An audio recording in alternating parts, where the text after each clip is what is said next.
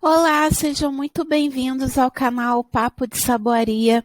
Para quem não me conhece, eu me chamo Silvana, sou saboeira há 5 anos e sou engenheira química também. E nessa mini aula de hoje eu vou explicar sobre um assunto que tem sido motivo de muitas dúvidas entre os saboeiros que produzem sabonetes glicerinados a partir de bases glicerinadas, que é o uso do lauril, se é obrigatório ou não na formulação. E é sobre esse tema que eu vou abordar nesse vídeo. Espero que gostem.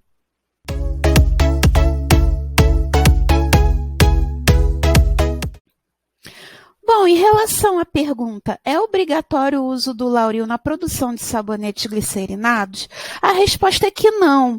Claro que eu vou explicar isso mais a fundo no decorrer do vídeo e também vou dar algumas alternativas para quem não deseja utilizar o lauril na formulação. Mas antes de abordar essa parte do tema, eu gostaria de explicar um pouco sobre o que é o lauril, né? Na saboaria artesanal, nós temos o lauril sulfato de sódio. Eu já observei que ele é muito encontrado na composição química de algumas bases glicerinadas, não todas, mas de algumas marcas. E temos o lauril éter sulfato de sódio, que é muito encontrado em solução, né? Que a gente chama de lauril líquido, mas ele, na verdade, é sólido e a gente compra ele do fornecedor na forma de solução a 27%. A diferença de um para o outro é que o lauril éter, ele tem um átomo de oxigênio entre 2 átomos de carbono. Então, a estrutura química deles são diferentes, mas ambos são agentes de limpeza e agentes de espuma. Agentes espumógenos. Então, vamos lá. Só vou explicar inicialmente o que é o lauril. Então, é uma substância química sintética, um agente de limpeza, um espumante. Ele é um tensoativo surfactante, ou seja, eles têm como característica reduzir a tensão superficial da água. É algo inerente à característica química das moléculas de surfactante. E ele é muito usado na saboaria artesanal, principalmente na produção de sabonetes glicerinados, sendo que temos que ter muito cuidado com a concentração do lauril na fórmula, porque em excesso eles podem causar irritações na pele e nos olhos. Agora vamos lá. Em relação a colocar o lauril ou não na formulação do sabonete glicerinado. Então, isso depende de 2 fatores principais. O principal de todos é o desejo do cliente. O saboeiro, ele tem que conhecer o seu cliente. Se ele gosta de ter aquela experiência de limpeza com muita espuma, ou se é aquele tipo de cliente que não se importa tanto com a quantidade de espuma, se importa mais com a funcionalidade do sabonete na pele, ou seja, se promove hidratação, algum tipo de tratamento, alguma funcionalidade diferencial para a sua pele. Outro aspecto também que tem que ser levado em consideração é a formulação que o saboeiro irá desenvolver. Mas como assim? Por exemplo, tem algumas bases glicerinadas, algumas marcas, que possuem já o lauril na composição química da base. Aqui, por exemplo, eu peguei uma base glicerinada comum, e ela tinha na sua composição química o lauril sulfato de sódio. Então, ou seja, dependendo das matérias-primas que o saboeiro colocar na formulação do sabonete glicerinado, pode ser que não seja necessário inserir lauril, porque a própria base glicerinada já contém lauril. Mas também tem outros casos, por exemplo, uma determinada marca de uma base glicerinada pode não ter lauril. Então, o saboeiro vai ter que avaliar, dependendo da vontade do cliente, se ele vai inserir ou não. Eu vou abordar agora diferentes hipóteses, porque tem saboeiros que não querem usar o lauril de forma alguma, e tem outros que já não se importam em ter que usar o lauril na formulação. Então, eu vou abordar agora as diferentes hipóteses. Então,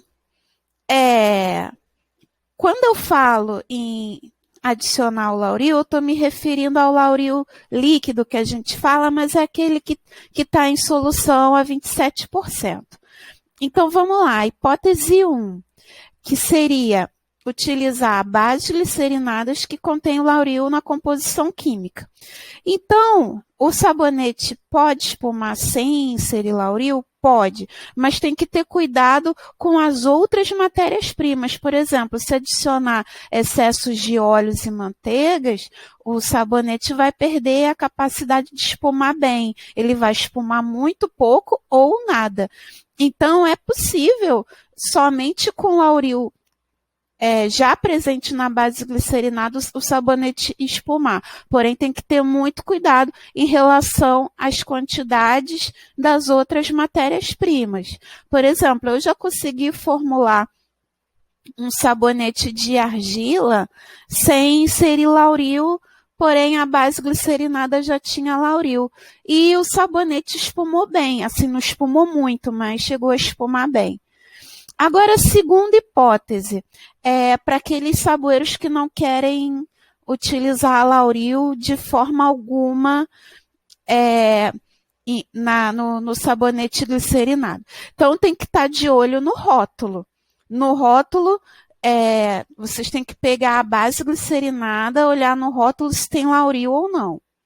Então, compre essa base glicerinada que não contém Lauril.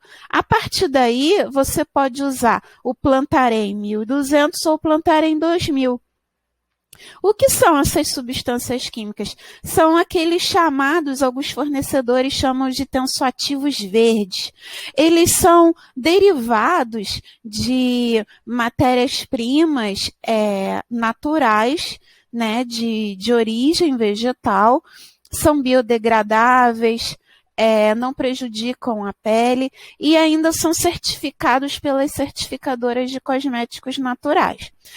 E da mesma forma, em relação à hipótese do saboeiro que quer Lauril na formulação, tem que ter cautela também em relação às matérias-primas e às suas quantidades.